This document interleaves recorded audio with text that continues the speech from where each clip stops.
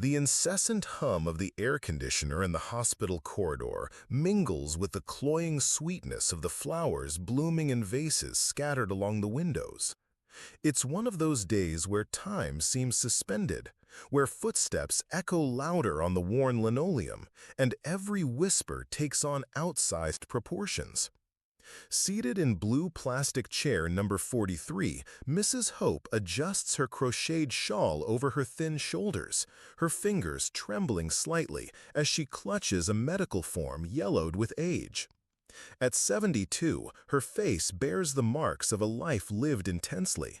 Deep wrinkles around eyes that were once a vibrant brown, now clouded by cataracts that prevent her from reading the tiny print on the forms. Her carefully braided white hair reflects the cold light of the hallway. She wears a floral blouse that was once lovely, but now shows small pulls in the fabric and a button replaced with one of a different color.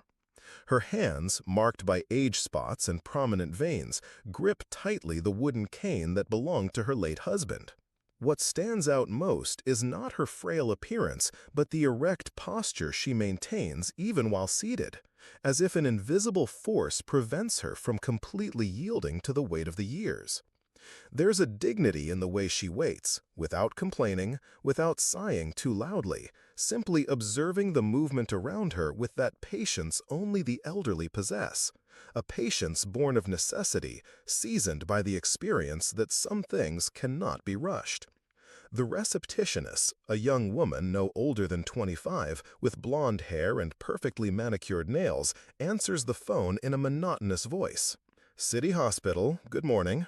"No, ma'am, the doctor isn't in." "No, I don't know when he'll be back." "You can call later." And she hangs up unceremoniously, immediately returning to the computer where she was typing something that seemed far more interesting than the real people sitting in front of her. It's at that moment that Mrs. Hope gets up, with some difficulty, and approaches the counter. Her steps are slow but determined, her cane tapping the floor with a measured rhythm.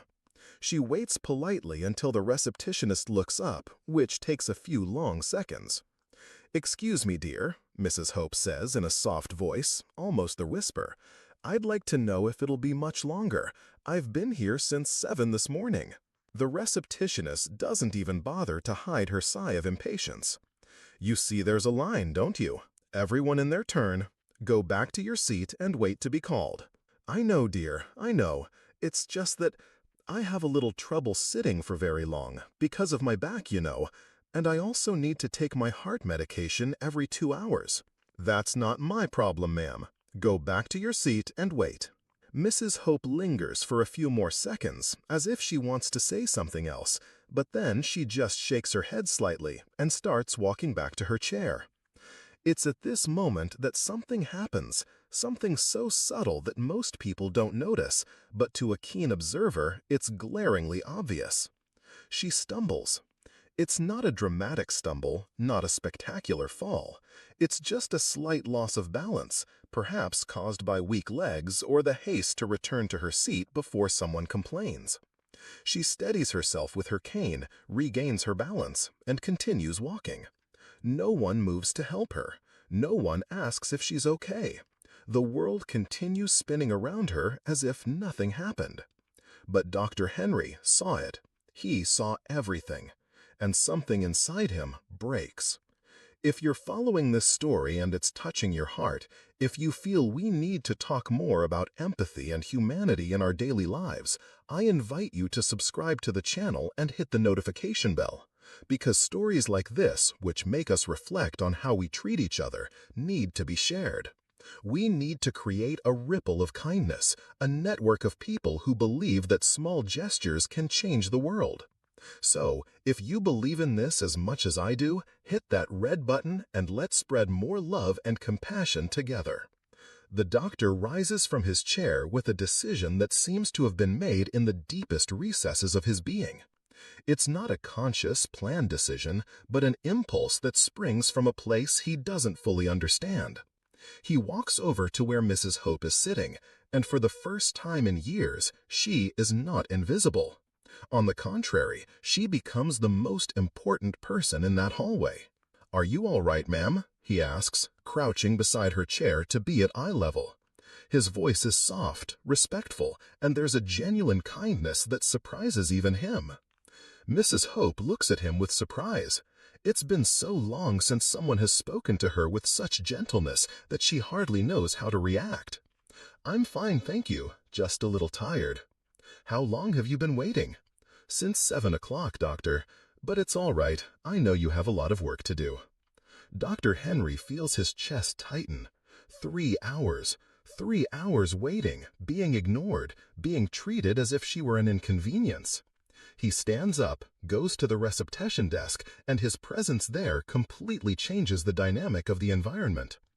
"Good morning, Carla," he says to the receptionist, who immediately changes her posture upon recognizing him. "Good morning, Dr. Henry. How can I help you?"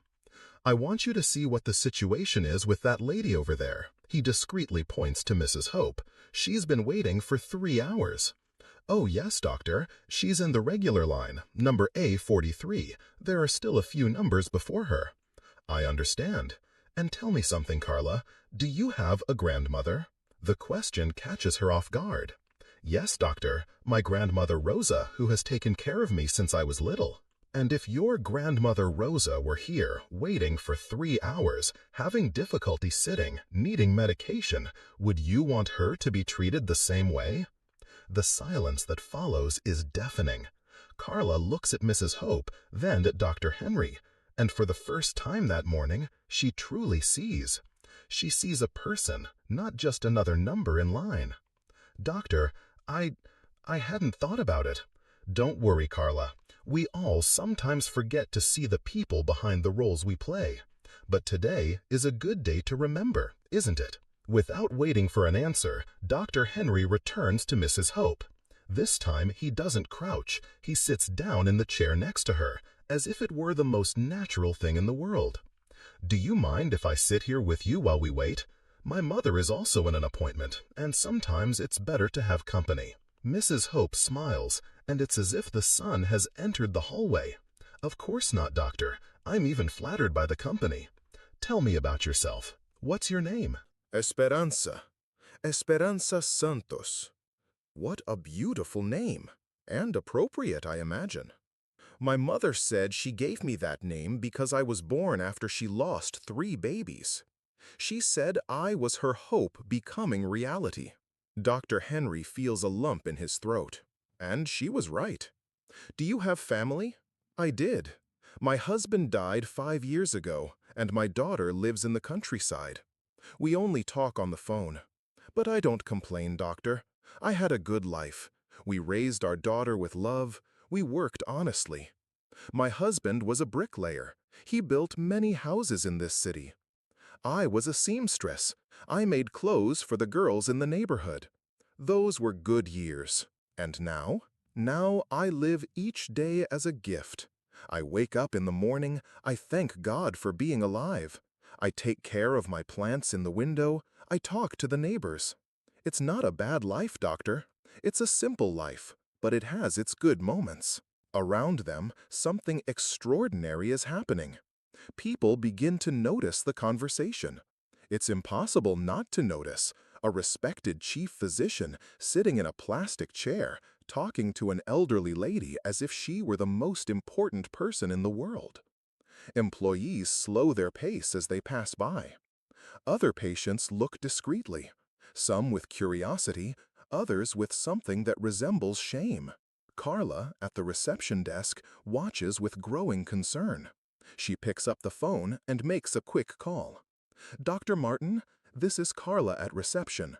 We have a patient here, Mrs. Hope Santos, who's been waiting a long time. Would it be possible?"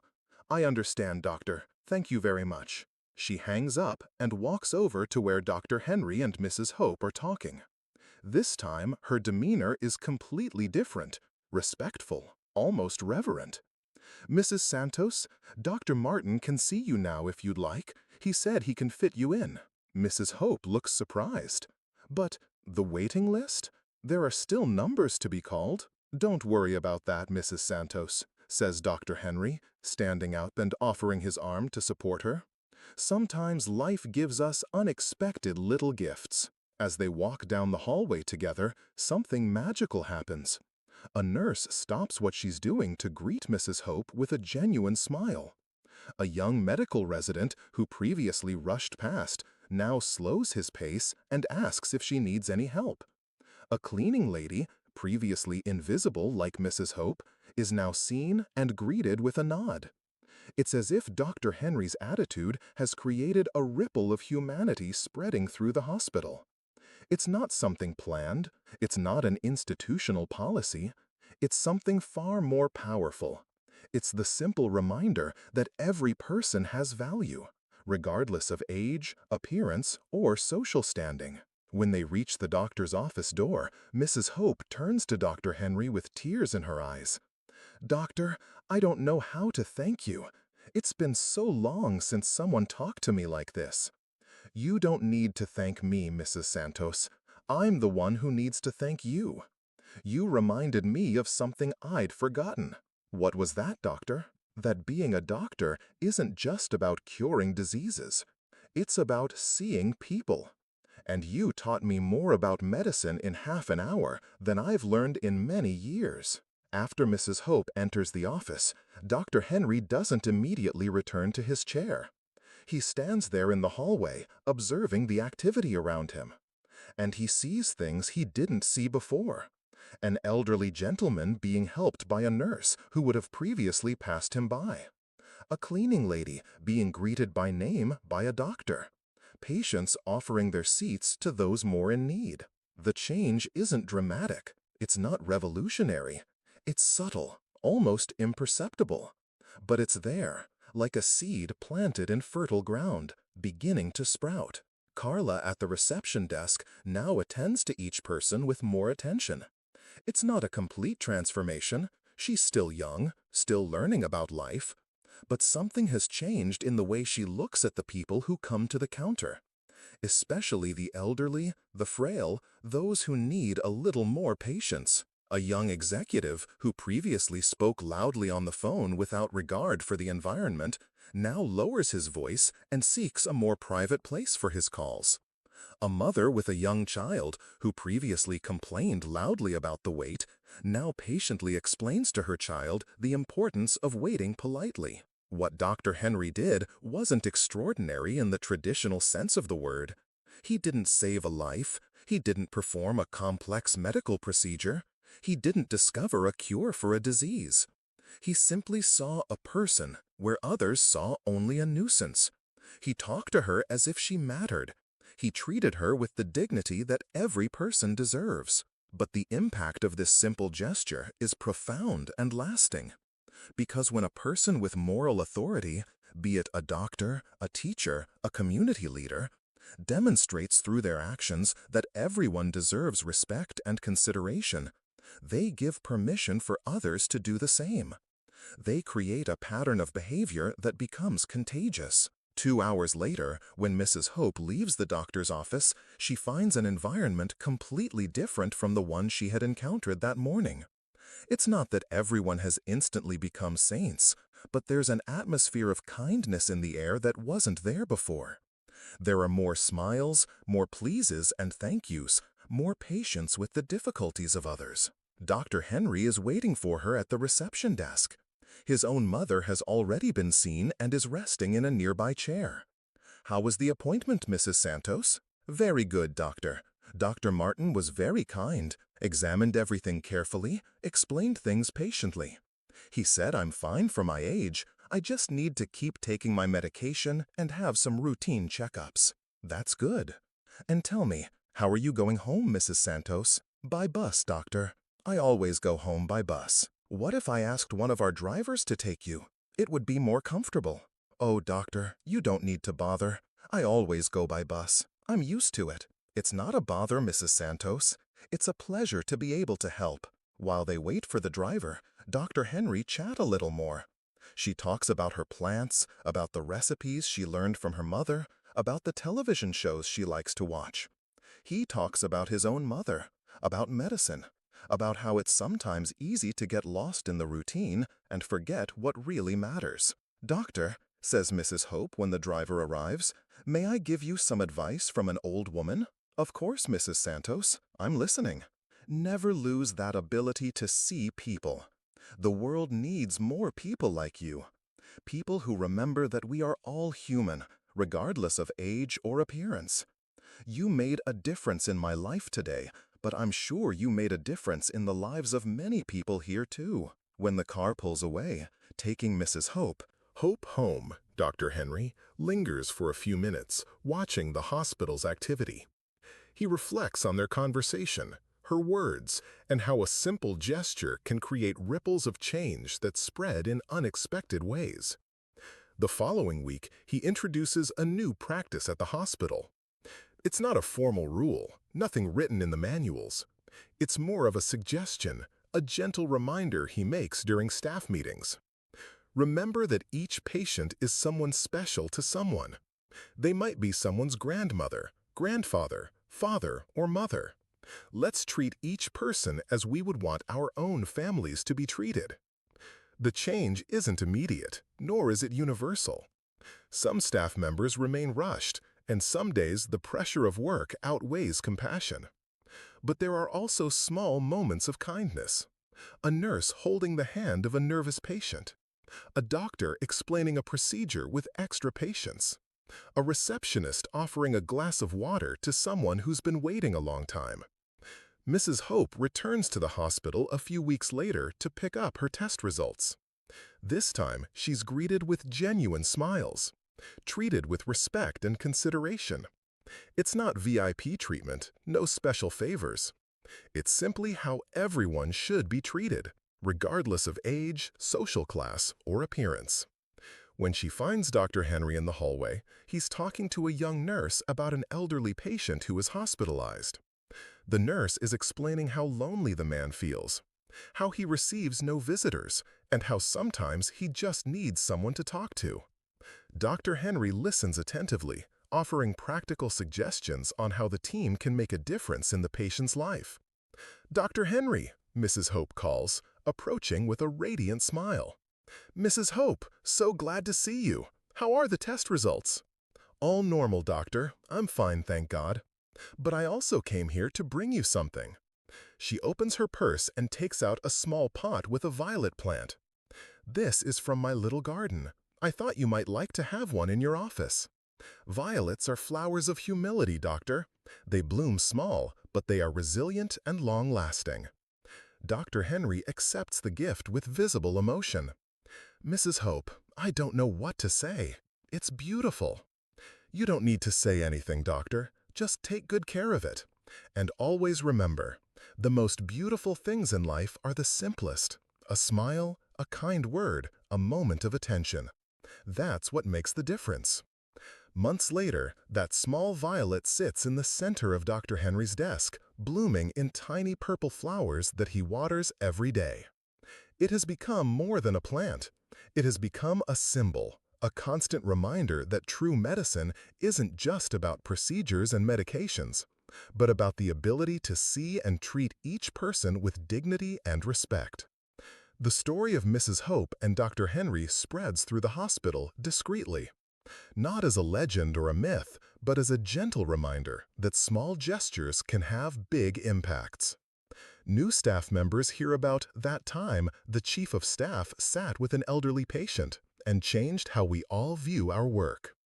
It's not a story told with fanfare, but one whispered in the hallways as a kind inspiration. What happened that day wasn't a miracle, wasn't a magical transformation.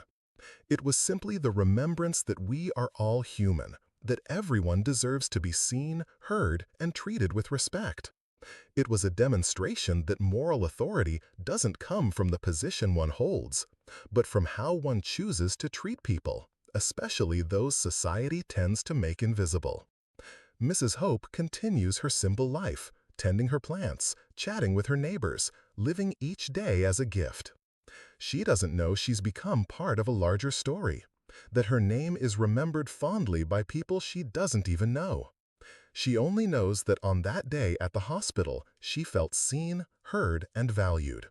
And sometimes that's all we need, to know that our existence matters, that our story has value, that our presence in the world makes a difference. Dr. Henry also continues his routine, but carries with him the lesson he learned that day. He discovered that being a good doctor isn't just about technical competence, but about humanity. That healing isn't just about bodies, but about dignity. That leadership isn't about authority, but about example. And so, on any given morning, in any given hospital, two people met and created a small, silent revolution. A revolution made of kindness, respect, and humanity. A revolution that reminds us that we don't need grand gestures to transform the world.